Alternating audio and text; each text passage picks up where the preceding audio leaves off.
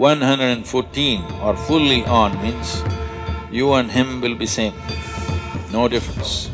If you become receptive, I don't have to come here and explain things to you, somebody need not teach you how to bend, what to do, nothing. You will know everything about human mechanism, everything, from its origin to its ultimate.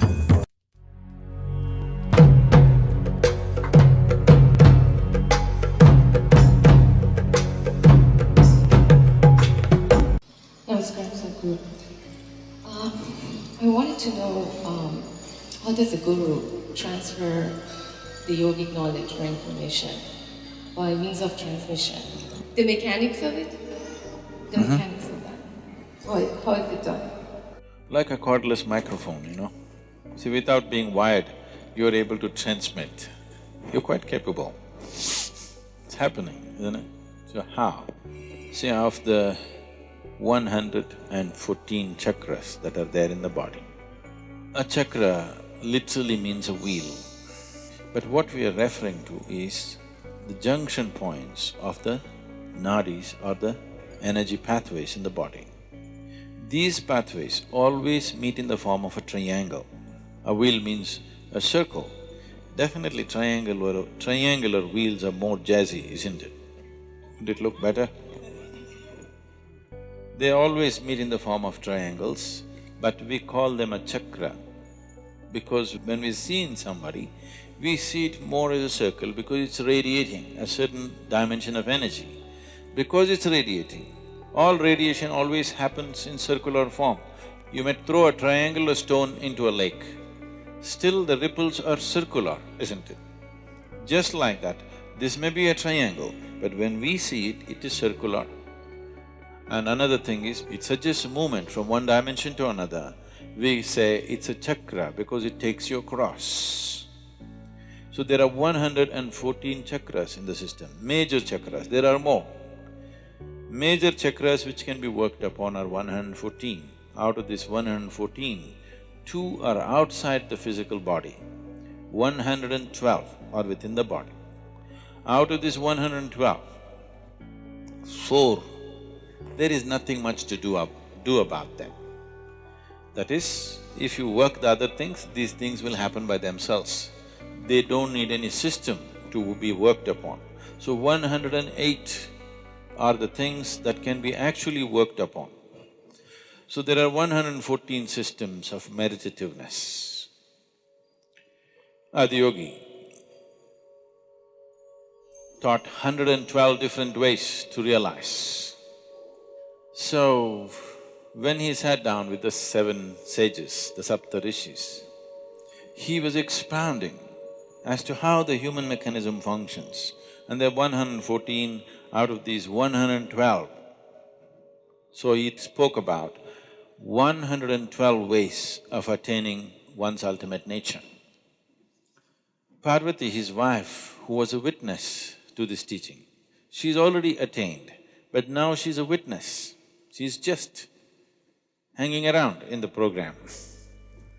So, she was looking at it and she said, why not more? Why only 112? There should be more ways.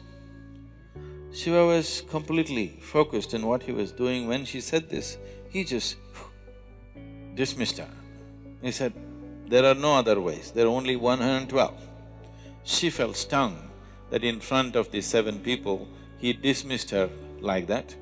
So, she said, there must be more ways, maybe you don't know. He said, there are only 112. This impertinence. He said, leave. So she said, I will find more ways. And she went. She withdrew into the mountains and did very severe austerities.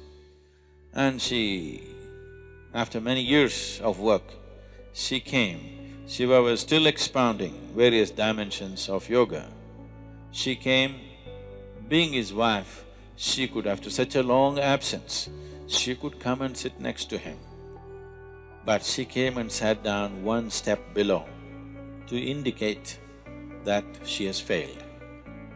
So that's a language between the two of them. She doesn't want the 7 people to know. that she failed, but she wants him to know that she has failed. So she came and sat one step below. So this story continues into various other aspects as to how she involved herself, and she's being used as somebody who brings doubt. He's going with such absolute power, these 7 people are overawed. So she is brought in as an uncommitted observer who comes up with doubts here and there. Because somewhere, tomorrow when it is taught, not everybody may be as committed and as focused and as receptive as the 7 people were. Naturally, they will come up with these doubts. So she came up with these doubts, which normally people would come up with. So these 108 are the things that you can work with. The remaining 4 just flower for you, this bonus. If you work well with 108, the other 4 will happen. It's a rewarding place. The other 2 will anyway happen. If these 112 have happened, the other 2 will anyway blossom by themselves. They are not within the physical structure of the body. So these 108, this 108 is a number that is manifested in this system because of 108 being a significant process or a significant number in the making of the solar system. So the diameter of the sun and the distance between the planet and the sun is 108 times over.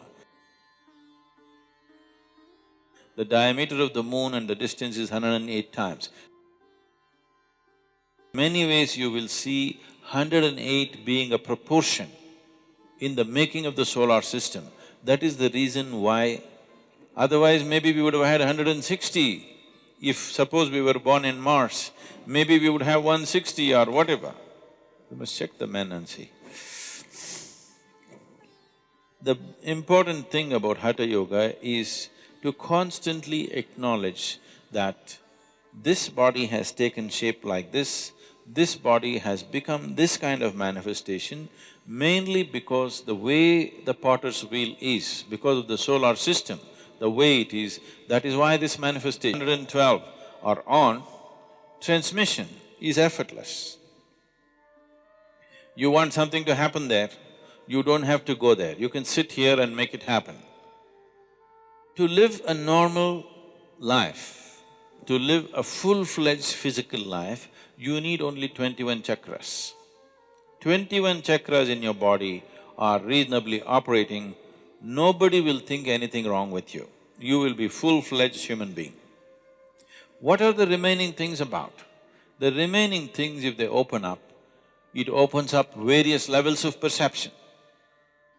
It opens up dimensions of perception that suddenly people will start saying is magical or mystical, simply because different dimension of perception has opened up.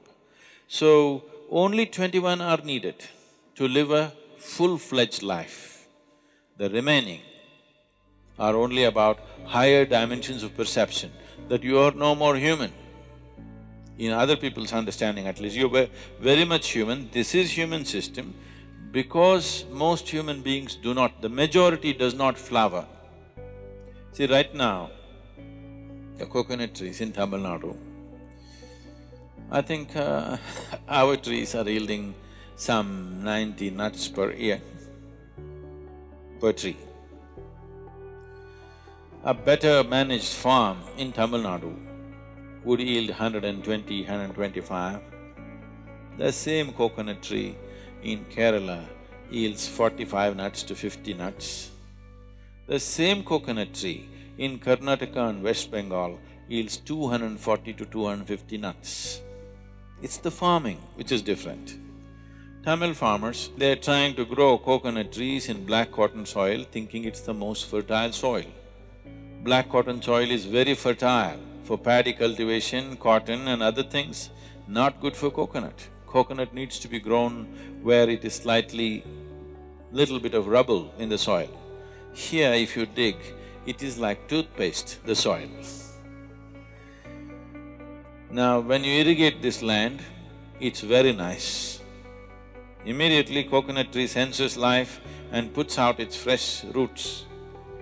When it dries, the contraction is so big in the black cotton soil, you will see it all cracked up like this. So it will squeeze all the roots, all the tips of the roots will be crushed and it cannot grow. Every time it puts out, when it dries it gets hurt. Every time it puts out, when it dries it gets hurt. It needs little bit of rocky soil. You can try this. You put one little small piece of stone inside, 2 feet inside the earth, water it. After 15 days you open, everything else will be dry. Just beneath the rock, there will be little bit of dampness. So always coconut tree goes and puts its tips of its roots beneath the stones because it knows always it is wet, always that will be damp and it will be protected, it will not be crushed. The same thing with a human being. A human being will not flower to his full potential unless you create an appropriate atmosphere for him, internal and external, but largely fortunately internal, because we are mobile, we are not like trees, we cannot stand in one place and have the same atmosphere all the time. But there are people who do this. In India, this culture is there, this is called as Kshetra Sannyasa. Kshetra Sannyasa means we will fix a radius. Let's say here we'll fix a radius from the Dhyana Linga. We will say this much is highly energetic. So those who want to just soak in that all the time, they will take a vow that they will never leave this diameter. This radius, they will not leave and go, they will always be in that only. This is a simple intelligence, like a coconut tree, if it decides to trek up the mountain. It does very reasonably well here, but if you put him up the mountain, in one day he will be down. The wind, have you gone up the mountain? If you go to the seventh hill, almost any season, wind will be at least like 50 to 60 kilometers. In the windy season, it'll touch 120 to 140 kilometers per hour. If you stand like this, it'll just throw you out. It's that strong. So if this guy goes and stands there, he won't stand for an hour. So, you better stay here. But the trees are stationary, we are mobile. For us to maintain an external atmosphere which is always conducive is difficult. So some people take this step which is called a Kshetra Sannyasa, they will not move out of that space. They fix a radius and just within that. So, because you want to soak in that external atmosphere, but the internal atmosphere is the most important thing for a human being as to how he keeps his interiority, that he builds a… this is called a kavacha, that you build a cocoon around yourself, a protective cocoon. Wherever you go, you are in the same atmosphere as far as you are concerned. It's like you get into an airplane, it goes up 35,000 feet, definitely your body wouldn't last there. But now you're in a cocoon, a pressurized chamber. Because of that, you manage. The same thing with the submarine. You wouldn't manage that pressure in the sea, but because you protected, you manage. So like this, you create a cocoon of energy around yourself.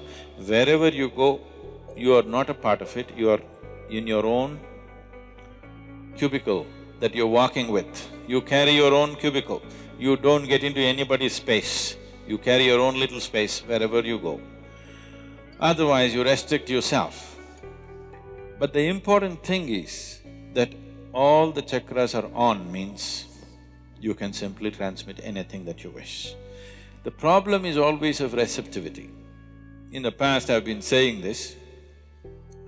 I have initiated more people into meditativeness, those that I have never met and seen, than people that I sit with and conduct programs with.